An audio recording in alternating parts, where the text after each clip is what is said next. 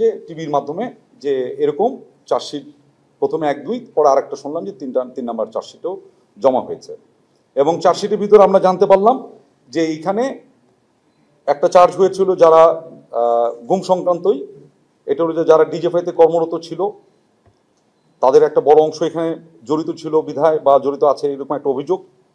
আরেকটা আছে র্যাবের টিএফআই নিয়ে এবং আরেকটা ছিল সেটা 4-5 আগস্টের রামপুরা ইনসিডেন্সের উপর ভিত্তি করে, তাই তো? ঠিক, এটুকু তো আমরা সবাই জানি। তো এইটা ঘটার পরে যেটা হলো ওখানে কতগুলো কথা বলা ছিল, যেমন ধরেন সাথে সাথে ওয়ারেন্ট অফ অ্যারেস্ট ওয়ারেন্ট যেটা সেটাও ইস্যু হয়ে যায়। তো ইস্যুটার ক্ষেত্রে আপনারা সাংবাদিক আমাদের থেকে আপনারা এটা বেশি জানেন, সেটা হচ্ছে যে এই ওয়ারেন্টটা ইস্যু করে ট্রাইব্যুনাল থেকে, করার পরে এটা কার কাছে যায়? পুলিশের কাছে, আইজিপির কাছে যায়। তাকে একটা ডেট দেওয়া আছে 22 তারিখের ভিতরে এটা তাকে কার্য সমাপ্ত করতে বলেছেন।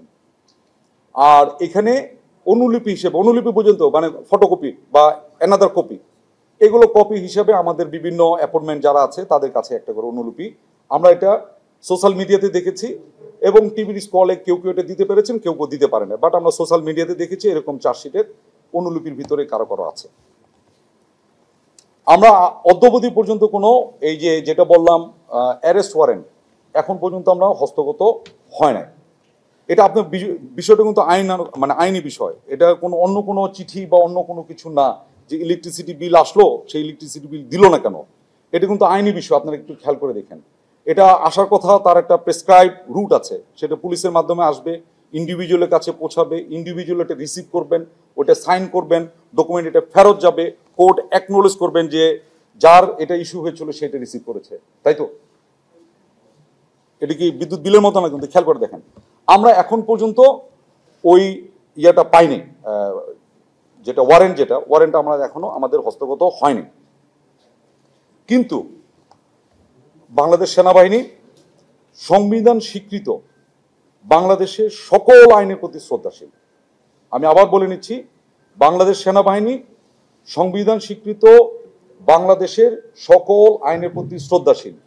সেই প্রেক্ষিতেই আমরা 8 তারিখেই মানে বুধবার আমরা যেটা করেছি, এই যে অফিসারদের নাম আসছে এর ভিতরে কেউ আছে অবসরপ্রাপ্ত, কেউ আছে এলপিআর মানে হচ্ছে লিভ প্রায়র রিটায়ারমেন্ট, মানে পিআরএল যেটা অনেকে বলেন, আর অনেকে আছেন অ্যাক্টিভ সার্ভিসে। আমি সংখ্যাটা দিলে আপনাদের একটু সুবিধা হবে, যদিও আপনারা সবাই চার্জশিটের দেখেছেন। এখানে সর্বসাকুল্যে এই পর্যন্ত যাদের নাম বেরিয়েছে প্রায় 25 জনের ভিতরে বরখাস্ত বা মানে অবসরে যারা আছেন এদের সংখ্যা হচ্ছে 9। এলপিআর বা লিভ প্রায়র রিটায়ারমেন্ট যেটা আছে এটার সংখ্যা হলো 1, আর চাকরিরত অফিসারের সংখ্যা হচ্ছে এখানে 15। বুঝা গেছে? এখন যারা অবসরে চলে গেছেন, এলপিআর না, যারা অবসরে চলে গেছেন তার প্রতি যদিও বা আমাদের সেনা আইন তার উপরে ওইভাবে খাটে না। বাকি যারা আছেন এলপিআরে এবং চাকরিরত যেই কজন আছেন 15+1, এই 16 জনকে 8 তারিখেই তাদেরকে আমরা আমাদের একটা সেনা হেফাজতে, যেটা আমরা বলি আর্মি ওন কাস্টডিতে আসার জন্য একটা অর্ডার, যেটাকে আমরা বলি অ্যাটাচমেন্ট অর্ডার, আমরা এটা দিয়েছি। এবং খুব স্বাভাবিকভাবে একটু খেয়াল করে দেখেন, যে কোনো সরকারি বা ইভেন বেসামরিক মানে অন্য কোনো প্রতিষ্ঠানও হইতে পারে, তাকে এক জায়গা থেকে যদি আর এক জায়গায় বদলিও করেন তাকে একটা সময় দেওয়া হয়, তাকে জার্নি করার জন্য একটা সময় দেওয়া হয় যেটাকে বলা হয় জার্নি টাইম, যোগদান করার জন্য একটা সময় দেওয়া হয় যেটাকে বলা হয় যোগদানের জন্য জয়নিং টাইম, আছে না? এটা কিন্তু আমাদের প্রচলিত।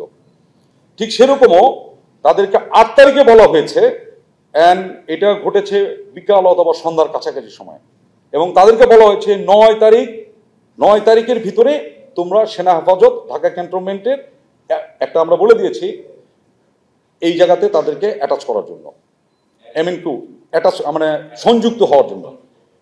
কেন বলছি যে তারা তো বিভিন্ন জায়গায়, কেউ হয়তো ব্রিগেড কমান্ডার ছিল, কেউ হয়তো স্টেশন কমান্ডার ছিল, কেউ হয়তো বিভিন্ন অ্যাপয়েন্টমেন্টে ছিল। এইটা তাকে ইমিডিয়েটলি ওই অ্যাপয়েন্টমেন্ট বা নিযুক্তিটাকে রিলিজ করে আমাদের সেনা হেফাজতে আমাদের একটা আছে মানে মুভ অ্যান্ড কোয়ার্টারিং বলে MNQ, এইটার আন্ডারে চলে আসার জন্য 9 তারিখে ভিতরে তাদেরকে আসতে বলা হয়েছে। এটি কি আমি বুঝতে পেরেছি? তো এখন আসি আমরা কেন এই সেনা কাস্টডিতে তাদেরকে আসতে বললাম, এটাও একটা ব্যাখ্যা দিয়ে দিই। আমরা এখনো ওয়ারেন্ট কিন্তু হাতেও পাইনি, ইভেন পুলিশও তখন আমাদের সাথে কেউ যোগাযোগ করে না যে একটা ওয়ারেন্ট ইস্যু হয়েছে। এটা social media is faster than anything. Legal side to legal মতো যাবে, social media is faster than legal. So এটা আমরা জেনেছি এবং আমরাও ওইটাতে স্বপ্রণোদিত হয়ে আমরা প্রথমে বলে নিয়েছি বাংলাদেশ সংবিধানের স্বীকৃত সকল আইনের প্রতি আমরা শ্রদ্ধাশীল।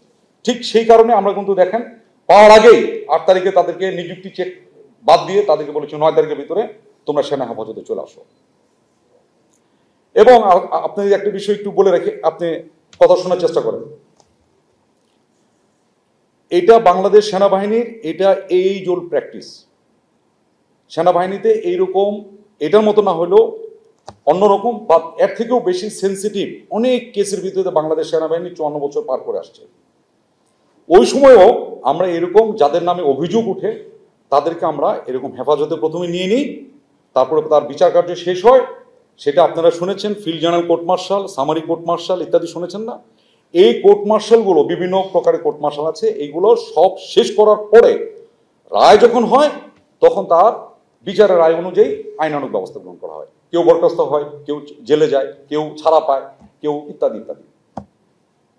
এটা কিন্তু আজকের না, গত 54 বছরে সেনাবাহিনীর এইরকম অনেক ঘটেছে। সবগুলোর ভিতরে আমি এত কিছু বলার এখন অবকাশ কম, জিজ্ঞেস করলে বলতে পারবো। এরকম ভাবে হয়েছে এবং খুব সেন্সিটিভ ইস্যুগুলো তো হয়েছে, এটা আপনারা একটু মনে রাখেন। আপনারা অনেকে হয়তো ধরতে পারছেন আমি কোনটা মেইন করছি।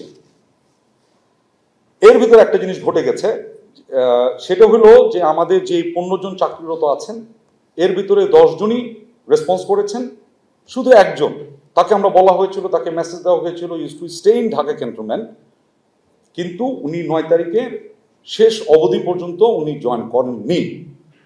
বিধায় 10 তারিখে আমরা তার সাথে আবার যোগাযোগ করার চেষ্টা করি, তার পরিবারের সাথে যোগাযোগ করার চেষ্টা করি এবং যোগাযোগ স্থাপন করি এবং জানতে পারি যে উনি অ্যাকচুয়ালি তার আগের দিন মানে 9 তারিখ সকালে উনি বাসা থেকে বের হয়েছিলেন একটা আইনের সাথে আইন পরামর্শ নেওয়ার জন্য।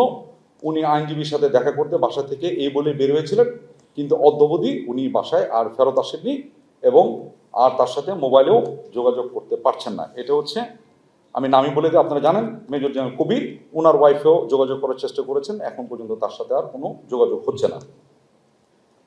এটার প্রেক্ষিতে আমরা কি কি করলাম বা আমাদের কি করণীয় ছিল, কি করতে পারছি, এটা সমস্ত ডিপার্টমেন্টের কিছু নিজস্ব এবং এটা দেশে প্রচলিত আইনের ভিতর থেকেই অনেক কিছু আমরা করি।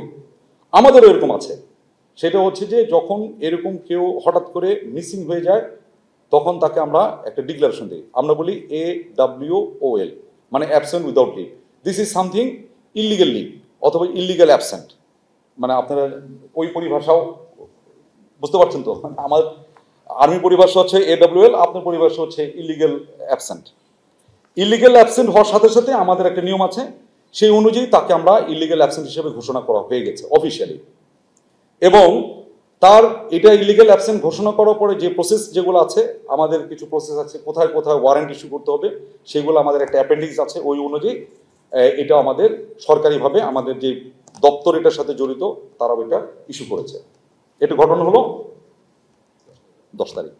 আর আজকে এই জন্য আপনাদেরকে ডাকছি সবচেয়ে কারেন্ট ইনফরমেশন দেওয়ার জন্য। 15 জনের মধ্যে একজনকেই শুধু মিসিং, বাকি সবাই জয়েন করেছে, এই হেফাজতে চলে আসছে।